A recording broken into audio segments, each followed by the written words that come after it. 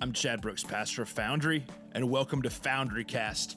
I'm excited for many different reasons today. Number one, I'm excited because we have our brand new sermon series called Whopper launching this Sunday. I'm excited to be talking about youth because part of this is us doing something we've never done before.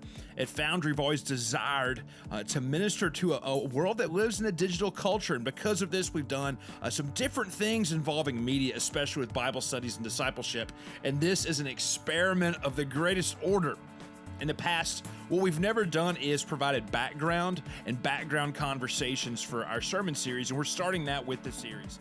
This Sunday, we're starting Whopper, living a big life in the book of Jonah. And if Jonah is about anything, and we're going to talk about some of those differences today, if Jonah is about anything, it's about things being big. Now, a little bit of nerdery real quick. I'm going to subject you to it.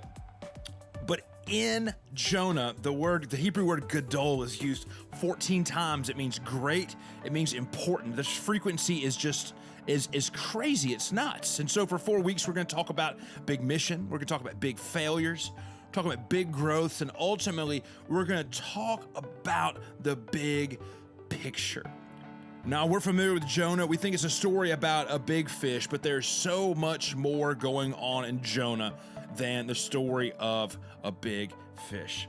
And if anything, Jonah gets into this idea of our own story. Because if we struggle, if you struggle, if I struggle, I do struggle with this.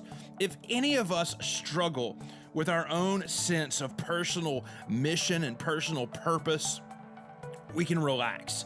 Because Jonah most certainly did the exact same thing. And that's what this story is all about. See, what's interesting is Jonah is considered to be a prophet, and he actually had pretty good success as a prophet. We read about him in other places in the Old Testament. But what's interesting is Jonah's part of a group of books known as the Minor Prophets. I've been reading the Minor Prophets devotionally in the morning for the last several months. And Jonah's unlike any of them because Jonah, in its 4 chapters, only contains a single verse of prophecy. Instead, what we read about in Jonah is a story of struggle, is a story of reflection, is a story of being angry at God and giving yourself over to God. It's a story of working with God, of seeing God do really big things. It's a story about learning what's it like for God to be in control of our lives, but also of the world. There's a concept that's used multiple times throughout Jonah that God provided something. And we're going to talk about that, and we're going to think about that. So how do you jump into this? We've got a few days before Jonah kicks in.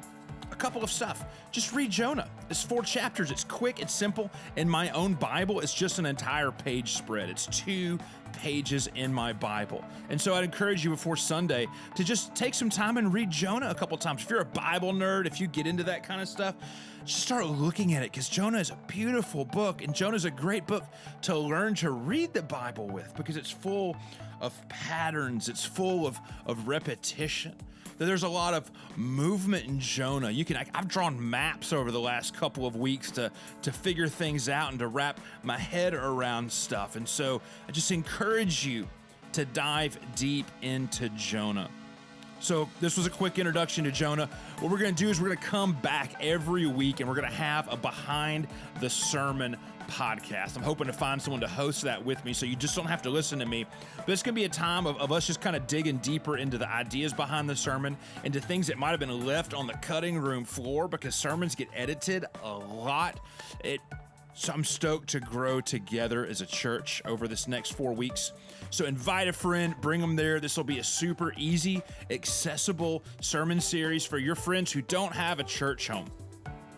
A way for you to invite them to participate living in a big life. So I'll see you Sunday. Can't wait.